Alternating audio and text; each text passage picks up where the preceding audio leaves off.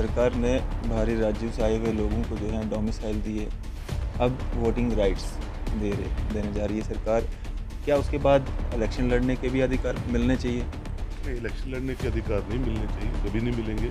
किसी भी स्टेट में कोई दूसरी स्टेट का इलेक्शन नहीं लड़ता है, वहीं के लोग लड़ते हैं। जहाँ तक डोमिसाइल सर्टिफिकेट का अल्फाज सब बात करते हैं, तो यहाँ स्टेट्स प्रोजेक्ट कमीशन जो है, वो बख्शी गुलाम मोहम्मद साहब के टाइम बना था। तब पता चला था कि यहाँ फेक स्टेट्स प्रोजेक्ट बने। फिर मुझे याद है 86, 87 में स्वामी राज शर्मा जी कमीशन बनी थी, जिसमें 7,000 लोगों को डिटेक्ट हुआ था फेक पीआरसीज़। तो जम्मू कश्मीर में तो 2019 से पहले तकरीबन 20 से 25% लोग फेक पीआरसीज़ लेके यहाँ ज्वेलर्स कश्मीर में जो टारगेट किलिंग्स हो रही हैं कश्मीरी पंडितों की, लगभग 100 दिन से जो है कश्मीरी पंडित प्रोटेस्ट पे बैठा हुआ है। क्या जम्मू कश्मीर यूटी एडमिनिस्ट्रेशन जो है इतना भी जो है एक कश्मीरी पंडित को जो है सुरक्षा मुहैया कराने में नाकाम साबित हो रही है? बातें तो बहुत ज़्यादा हो रही हैं, पॉलिटिक्स भी कश्मीरी पंडितों पे हो रही है। 100 दिन से ज़्यादा हो चुके हैं, प्रोटेस्ट कर रहे हैं, लेकिन अभी तक भाजपा का कोई भी वहाँ पे सीनियर नेता उनसे मिलने नहीं गया। बड़ा अनफॉर्चुनेट है, अगर नहीं गया कोई नेता तो बड़ा अनफॉर्चुनेट है। मैं तो न्यूज़ हमेशा सर इंडिया और मैं हूँ अरफाज़ा मडैंग। आज की खास मुलाकात में हमारे साथ मौजूद हैं वक्फ बोर्ड मेंबर व senior journalist Sohail Kazmi sir. Sir स्वागत है आपका न्यूज़ सर इंडिया में। Thank you very much sir.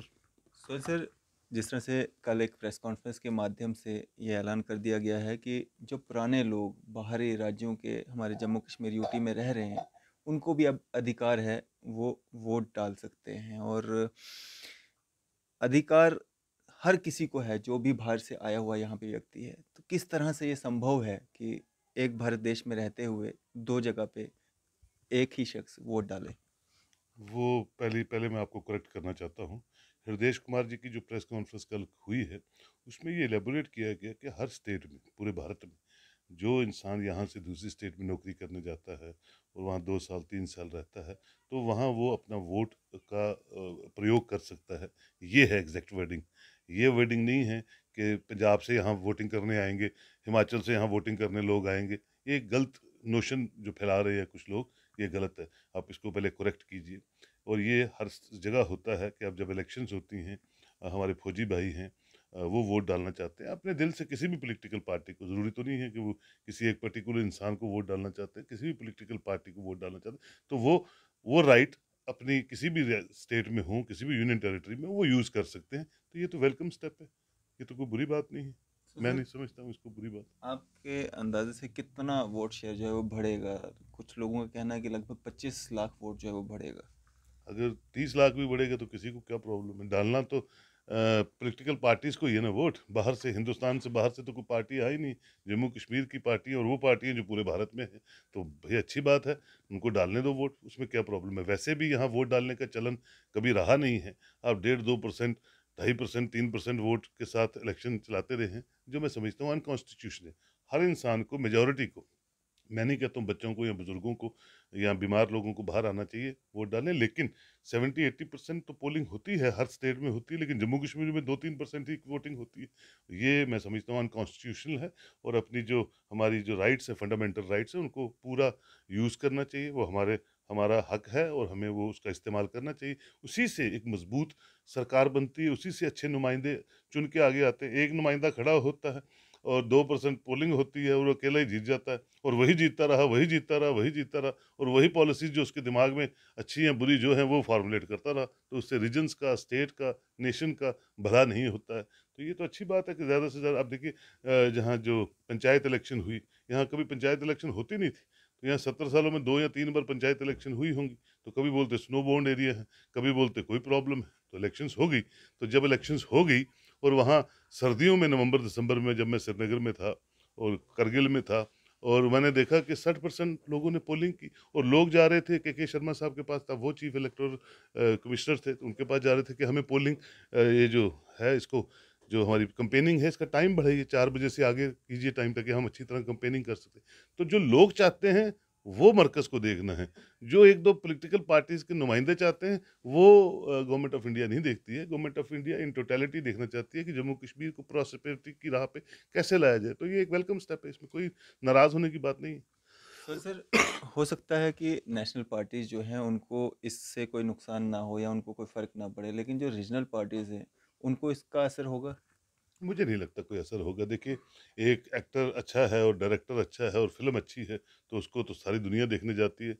और अगर एक पॉलिटिशियन की कोई मार्केट वैल्यू अब उड़ रही है, या वो उसकी जो पॉलिसीज़ हैं उस पॉलिटिकल पार्टी की नहीं रेलेवेंट हैं जो किसी स्टेट के लिए, तो वो उड़ जाती हैं पार्टियाँ। सरकारें आती हैं, चीफ मिनिस्टर बनते हैं, चले जाते हैं। तो ये इतना इसको आपकी परफॉर्मेंस पे आपको वोट मिलना चाहिए। आपकी जो काम काज की कार्यशाला रही है पिछले कुछ सालों में, उस पे वोट मिलना चाहिए। मुझे नहीं लगता है। हाँ, वो बौखलाहट ज़रूर गए होंगे, क्योंकि ऐसा ट्रेंड हुआ नहीं कभी। क्योंकि वो भी कुछ चाहते हैं लोग कि थोड़ी ही पोलिंग हो और हमारे नुमाइंदे जीतें। और जिस जिस तरह से इलेक्शन के हम जो मैनिफेस्टोस निकालते रहते रहे, उस पे हम जीतते रहे और सरकारें बनाते रहे, वो थोड़ा उनको धक्का पहुंचा है। क्योंकि आज परफॉर्मेंस पे, डेवलपमेंट पे और बाकी चीज़ों पे ध्यान रख के वोटर जो है वोट करेगा। सर, सबसे पहले सरकार ने बाहरी राज्यों से आए हुए लोगों को जो है डोमिसाइल दिए, अब वोटिंग राइट्स देने जा रही है सरकार। क्या उसके बाद इलेक्शन लड़ने के भी अधिकार मिलने चाहिए? नहीं, इलेक्शन लड़ने के अधिकार नहीं मिलने चाहिए, कभी नहीं मिलेंगे। किसी भी स्टेट में कोई दूसरी स्टेट का इलेक्शन नहीं लड़ता है, वहीं के लोग लड़ते हैं। जहाँ तक डोमिसाइल सर्टिफिकेट का अल्फाज साहब बात करते हैं, तो यहाँ स्टेट सब्जेक्ट कमीशन जो है, वो बख्शी गुलाम मोहम्मद साहब के टाइम बना था। तब पता चला था कि यहाँ फेक स्टेट सब्जेक्ट बने। फिर मुझे याद है 86 87 में स्वामी राज शर्मा जी कमीशन बनी थी, जिसमें 7,000 लोगों को डिडक्ट हुआ था फेक पीआरसीज। तो जम्मू कश्मीर में तो 2019 से पहले तकरीबन 20 से 25% लोग फेक पीआरसीज़ लेके यहाँ ज्वेलर्स, यहाँ अग्रवाल्स, यहाँ जितने भी लोग हैं, ये तो पहले ही स्टेट सब्जेक्ट होल्डर बन चुके थे और उसके बाद यहाँ कोई नहीं आया। और कश्मीर में तो बिल्कुल नहीं जाएगा, सिवाय लेबरर्स के, सिवाय बिहारियों के, सिवाय उनके खेत जो वो ज़मींदार बने हुए हैं वहाँ, जो काश्तकार बने हुए हैं, उन्होंने भी स्टेट सब्जेक्ट ले लिए थे। तो अब नया कौन-सा आएगा जो यहाँ रहेगा? आप श्रीनगर कितना जाते हैं जो वहाँ रहना पसंद करते हैं, ना आपकी ज़बान है, ना आपका वेदर कंडीशन अलाउ करती है, ना आपके पास सरमाया इतना है। तो वही लोग जाते हैं स्वाभाविकली, जिनके पास कोई बिजनेस तजारत करने की कोई बात हो, तो वो वहाँ इन्वेस्ट करेंगे या करते होंगे। मुझे नहीं लगता किसी ने की होगी या कोई करेगा। तो ये सिर्फ पोलिटिसाइज करना किसी प्रॉब्लम बात को, वो है। अब आप कहते हैं जॉब्स की या ज़मीनों की, या ये इलेक्शन लड़ने की बात, कभी मुमकिन है कि पंजाब से यहाँ कोई आएगा इलेक्शन लड़ने जिसका यहाँ ना कोई रिश्तेदार है, ना कोई सोसाइटी है? तो वो मुमकिन नहीं। क्यों इस तरह की अफ़वाह जो है वो मार्केट में फैलाई जा रही है कि कल को आपका सीएम बाहर का होगा, आपका सरपंच पंच बाहर का होगा? क्यों इस तरह से किया जा रहा है? पता नहीं कौन लोग ये फैलाते हैं, लेकिन ये मुमकिन है। मैं आपसे ही पूछता हूँ, कभी ये मुमकिन है कि किसी दूसरी स्टेट का आके किसी दूसरी स्टेट में इलेक्शन लड़ेगा? कभी ये हो सकता है? आप मुझे बता दीजिए। अगर हो सकता है तो मैं बोलूँगा हाँ जी, मुमकिन है। किसी स्टेट में मैंने देखा नहीं। पॉलिटिकल पार्टीज़ के नुमाइंदे उसी स्टेट के लोगों को अपना नॉमिनीज़ बनाते हैं, या उन्हीं स्टेट के लोग उस पॉलिटिकल पार्टी से इलेक्शन लड़ते हैं। लेकिन एक बंदा तीसरी स्टेट में जाके इलेक्शन लड़ेगा और जीत जाएगा और चीफ मिनिस्टर बनेगा, ये कोई मुमकिन है कभी? ये सर, तो वोट शेयर अगर होगा तो हो भी सकता है। नहीं हो सकता। पहले तो वोट शेयर ही नहीं होगा। और अगर वोट शेयर ही नहीं होगा तो कैसे बनेगा? उसकी एक्सेप्टेबिलिटी नहीं होगी, मुमकिन ही नहीं है। तो आप एक बिल्कुल फ्रेश दिमाग से, एक अच्छी तरह से सोचें कि कश्मीर में कश्मीरी बोलने वाला ही बनेगा, जम्मू में डोगरी बोलने वाला ही डोगरा बनेगा, पंजाब में पंजाबी बोलने वाला बनेगा, महाराष्ट्र में मराठी बोलने वाला बनेगा, गुजरात में गुजराती बोलने वाला बनेगा। तो ये सब फैक्टर्स होते हैं किसी स्टेट को रन करने के लिए। तो ये कोई बोलता है तो बोलता रहे। इसको एक मास्टर स्ट्रोक माना जाए भाजपा सरकार की तरफ से। अगर जम्मू कश्मीर की जनता भाजपा को नहीं भी पसंद करती है तो इसी को माध्यम बना करके भाजपा सत्ता में आना चाहती है। ये किसने कहा कि वो सारे जो 15 लाख वोटर जो यहाँ हैं वो सारे भाजपा को वोट डालेंगे? क्या पता नेशनल कॉन्फ्रेंस को वोट डालें, फारूक साहब को बहुत प्यार करते हो, या महबूबा जी को बहुत चाहते हो, उनकी पॉलिसीज से उनको प्यार हो। इस वक्त तो देखिए, ये जो डिसीजन है ये इलेक्शन कमीशन ऑफ इंडिया का है। इलेक्शन कमीशन ऑफ इंडिया या गवर्नमेंट ऑफ इंडिया, मैं दोनों चीज़ों को रिलेट करता हूँ। जब कोई चीज़ की वॉइस आती है, अब आप बोलेंगे डिलिमिटेशन कमीशन गलत कर दी उन्होंने। कैसे गलत कर दी? तो 96 वाली ठीक की थी, जब यहाँ एनसी की 2/3 की मेजोरिटी की सरकार थी। थोड़ा बहुत अपीसमेंट होती है जब जो पार्टी सत्ता में होती है। लेकिन आप कहें कि उनकी अपीस उनका उनकी कोई ऐसी डिसीजन जो लोग फटाफट मान जाएंगे और सारे भारतीय जनता पार्टी को वोट देंगे, ये मुमकिन है?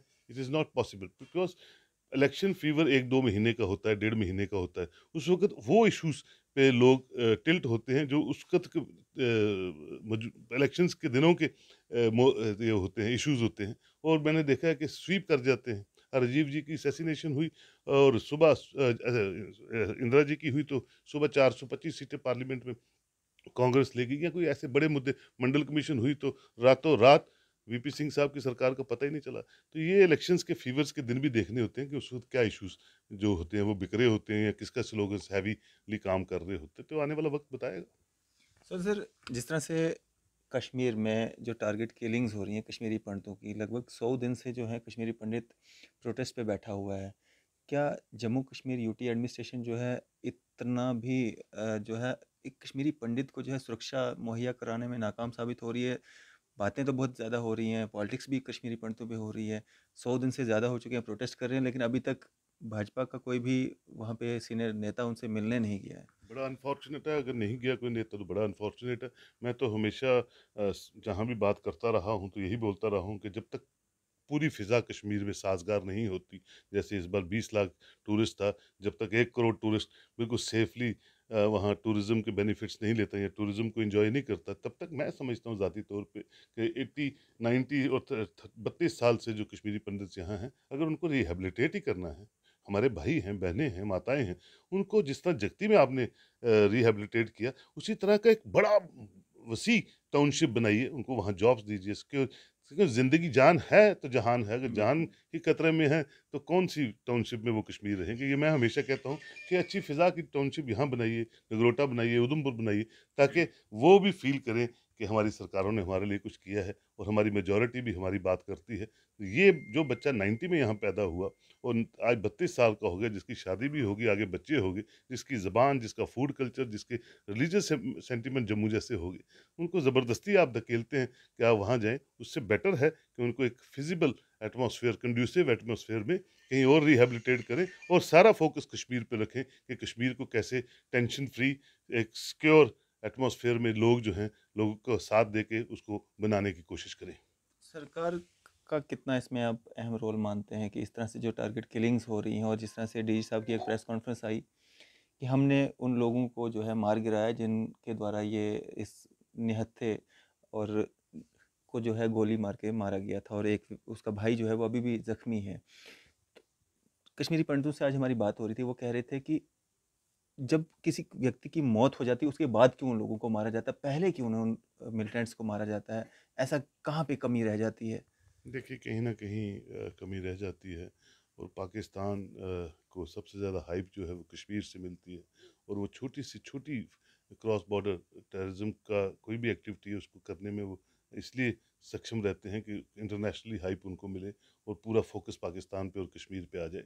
और उसमें कुछ ऐसी भी चीज़ें होती हैं जो डिस्कस नहीं की जाती हैं चैनल्स पे, लेकिन ये है कि ऑल आउट ऑपरेशन चल रहा है आर्मी की तरफ से और बड़ा सक्सेसफुल है, जो पहले नहीं होता था ऐसा। पहले तो पॉलिसीज़ डिफरेंट होती थी, मिलिटेंट्स को सरेंडर किया जाता था, उनको रिहैबिलिटेट किया जाता था, असेंबली में एमएलसी बनाया जाता था, वो सब चीज़ें ख़त्म हो गई। अब एसपीओज़ को इंट्रोड्यूस किया है, एसपीओज़ को स्ट्रेंथन करने की बात हो रही है। वो लोग जो कोई इनपुट देते हैं उनको रिवार्ड्स और अवार्ड्स दिए जाते हैं गवर्नमेंट की तरफ से। अब ये कोई एलिमेंट बीच में निकल आया, तो इससे हम पूरी फोर्सेस को निशाना बना दें तो मैं समझता हूँ गलत है।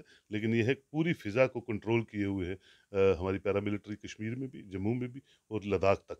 और हमारे यहाँ बॉर्डर्स हैं, पूरे बॉर्डर्स को वो मुस्तैदी से उसका ध्यान रखते हैं, हमें उनका शुक्रगुज़ार होना चाहिए। और जब इलेक्शंस हों या ना हों, सिक्योरिटी हमेशा एक प्राइम कंसर्न रहता है गवर्नमेंट का और इस वक्त एलजी लेड एडमिनिस्ट्रेशन का। कोई भी एक भी ह्यूमन राइट वायलेशन ना हो यहाँ पे, इसकी तरफ पूरा ध्यान रखा जाता है। क्या एक मैसेज देना चाहेंगे? देखिए, ये जो कुछ चीज़ें कुछ लोग गलत तरीके से फैलाते हैं, आपने देखा होगा कि हमने खोया बहुत कुछ है, हमने पाया जम्मू कश्मीर के लोगों ने कुछ नहीं है। और हमें जो गलत चीज़ें हैं और पता जानते हुए कि ये गलत चीज़ है, ये इसको गलत पॉलिटिकल स्टंट के साथ सोसाइटी में डाला जा रहा है, उनको नज़रअंदाज करना चाहिए। और जो अच्छी स्कीम्स आ रही हैं गवर्नमेंट ऑफ इंडिया की, जैसे अगले साल एक बहुत बड़ा समिट यहाँ होने जा रहा है जिसमें 22 कंट्रीज़ कश्मीर के धरती पे होंगी। ज़्यादा से ज़्यादा 22 की 22 कंट्रीज़ के इन्वेस्टर्स वहाँ आपके आएँगे, 22 की 22 कंट्रीज़ के प्राइम मिनिस्टर्स कश्मीर में आएँगे, तो आप समझिए कि अगर वो लोग यहाँ इन्वेस्टमेंट करते हैं, जो सिंगापुर, बैंकॉक और लंदन की बातें करते थे, तो हमारे यूथ को कितना फ़ायदा होगा, हमारे ये जो एम्प्लॉयमेंट कितनी जनरेट होगी। इन चीज़ों को हाईलाइट करने की ज़रूरत है।